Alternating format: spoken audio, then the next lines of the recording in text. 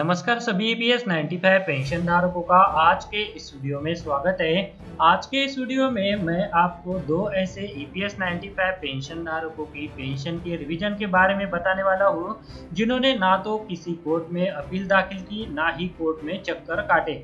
उसके बावजूद ईपीएफओ द्वारा उनको एक्चुअल सैलरी के बेसिस पर हायर पेंशन का भुगतान किया गया। तो जी दोस्तों, इन पेंशन धारकों को सबसे पहले मैं एक मुबारकबाद देना चाहूंगा कि उनको ईपीएस 95 पेंशन के अंतर्गत हायर पेंशन का भुगतान ईपीएफओ द्वारा होना शुरू हो गया। तो जी दोस्तों, यहाँ पर ये जो दो पेंशनर्स है तो वो Dwarkesh sugar India private limited में काम कर रहे थे और ये दोनों 1 सितंबर 2014 के बाद रिटायर हुए थे।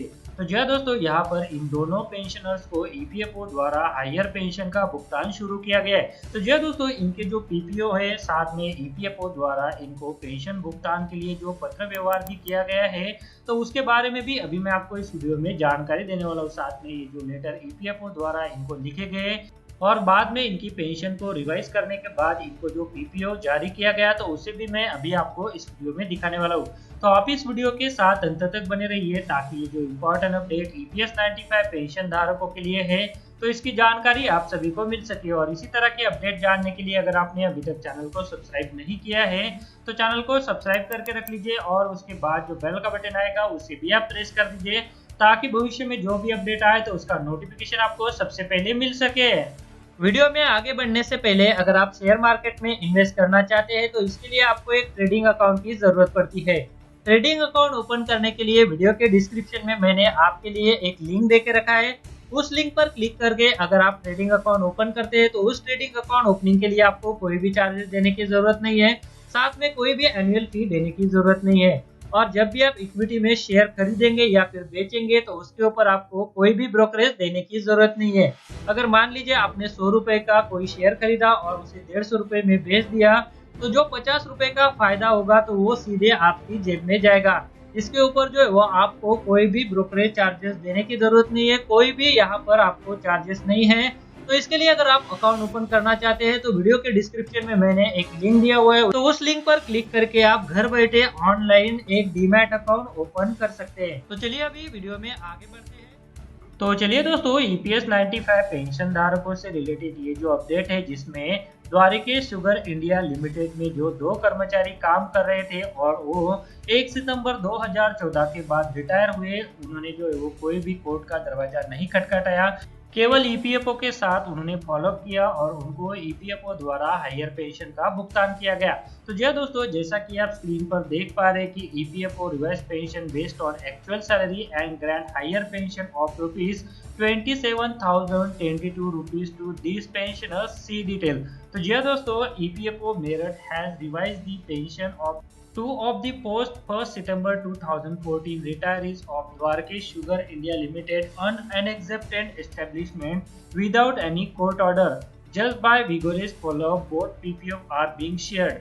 Copies of letter issued by EPFO Merit for deposit of differential amount in RO. 3 such pensioners are also being shared. Heartily congratulations to the concerned post 1st September 2014 pensioners who have received pension on the basis of higher salary without any court order, and also many accolades for the concerned persons who seriously follow up, give good result, and also to the EPFO authorities concerned. तो जी दोस्तों, सबसे पहले यहाँ पर ये जो दोनों पेंशनर्स है तो उनको यहाँ पर अभिनंदन किया गया, साथ में यहाँ पर उनका धन्यवाद किया गया जिनकी वजह से यह जो पेंशन में बढ़ोतरी हुई है तो उनके लिए। तो जी दोस्तों, यहाँ पर ये जो पीपीओ है तो आप देख पा रहे हैं। तो सबसे पहले यहाँ पर ईपीएफओ द्वारा इनको जो पत्र भेजे गए थे तो उसे हम देख लेते हैं। तो जी दोस्तों, यहाँ पर जैसा कि आप स्क्रीन पर देख पा रहे हैं कि कर्मचारी भविष्य निधि संगठन क्षेत्रीय कार्यालय मेरठ की तरफ से यहाँ पर इनको जो पत्र है वो लिखा गया है। तो यह जो पेंशनर्स है तो उनका नाम है श्री लाल बाबू सिंह। तो जी दोस्तों, यहाँ पर ईपीएफओ द्वारा कहा गया है श्री लाल बाबू सिंह पेंशन दावा संख्या MRMRT/2295/11 के संबंध में महोदय, उपरोक्त विषय के संदर्भ में अवगत कराना है कि आपके द्वारा प्रेषित उच्चतम वेतन मान पर पेंशन निर्धारण हेतु जो फॉर्म 10D जमा किया गया है, उक्त के निस्तारण के क्रम में जो धनराशि पेंशन अंशदान के रूप में आपके भविष्य निधि अंशदान से पेंशन अंशदान में स्थानांतरित होनी है, वह धनराशि ब्याज सहित कुल रुपए 9,27,263 बनती है। कृपया इस संबंध में अपनी सहमति का पत्र कार्यालय को प्रेषित करें ताकि पेंशन जारी कराने की अग्रिम कार्रवाई शीघ्र किया जा सके। तो जी हाँ दोस्तों, इस पत्र में ईपीएफओ द्वारा उनको कहा गया है कि ईपीएफओ में जो अंशदान है तो उसमें से 9,27,263 रुपए जो है तो ईपीएस में ट्रांसफर करने के लिए आपकी जो सहमति है तो उसका पत्र जो है वो कार्यालय को जमा करें ताकि पेंशन को जारी करने की जो कार्यवाही है तो वो शीघ्र की जा सके। तो जी हाँ दोस्तों, इस पत्र के बाद जो है वो इन्होंने ईपीएफओ को जो है वो अपनी सहमति दी। उसके बाद उनकी पेंशन को जो है वो रिवाइज भी किया गया। उसके बाद ईपीएफओ द्वारा ये जो अगला पत्र है तो श्री हरपाल सिंह को भेजा गया है।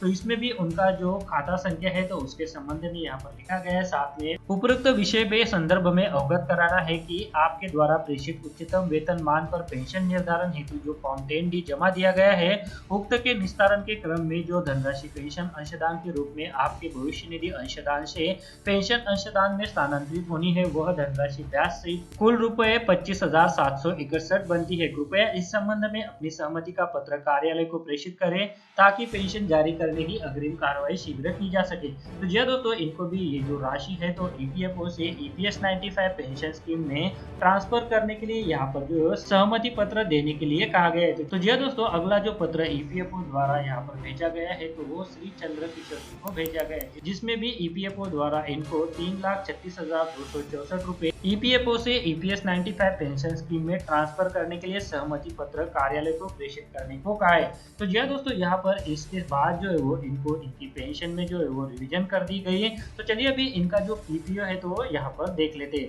तो जी दोस्तों, यहाँ पर जैसा कि आप स्क्रीन पर देख पा रहे हैं कि ये जो पीपीओ है 14,457 रुपए जो है वो यहाँ पर इनको पेंशन जो है वो सैंक्शन हुई है और इनकी जो पेंशनेबल सैलरी है तो वो है 40,843 रुपए। और उसके बाद यहाँ पर उनकी जो वेज थी एग्जिट डेट पर तो वो थी 47,850 रुपए।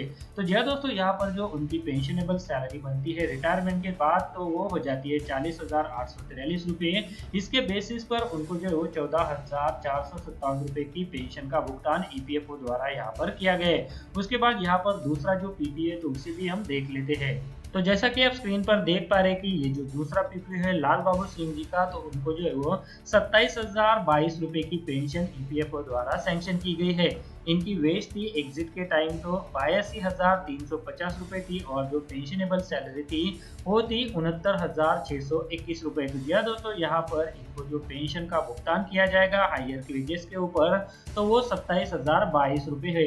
तो जी दोस्तों, यहाँ पर इस पीपीओ की जो कॉपी है ईपीएफओ द्वारा ये जो लेटर इनको भेजे गए हैं तो इसका लिंक वीडियो के डिस्क्रिप्शन में मैंने आपके लिए दे के रखा है। उस लिंक पर क्लिक करके ये जो सारे पीपीओ है ये जो सारे ईपीएफओ द्वारा इनको पत्र भेजे गए हैं तो इसका लिंक जो है आपको वीडियो के डिस्क्रिप्शन में मिल जाएगा। उस लिंक पर क्लिक करके ये टोटल डॉक्यूमेंट आप जो है वो ओपन कर सकते हैं। तो जी दोस्तों, ईपीएस 95 पेंशन धारकों की पेंशन बढ़ोतरी के संदर्भ में ये जो एक और अपडेट निकल कर आया था तो उसी अपडेट के बारे में अभी मैंने आपको इस वीडियो में जानकारी दी। वीडियो अच्छा लगा है तो वीडियो को लाइक जरूर कीजिएगा और अगर आपने चैनल को अभी तक सब्सक्राइब नहीं किया है तो वीडियो के नीचे जो रेड कलर का बटन है उसे प्रेस करके आप चैनल को सब्सक्राइब करके रख लीजिए ताकि भविष्य में ईपीएस 95 पेंशन धारकों से रिलेटेड जो भी अपडेट आए तो उसका नोटिफिकेशन आपको सबसे पहले मिल सके।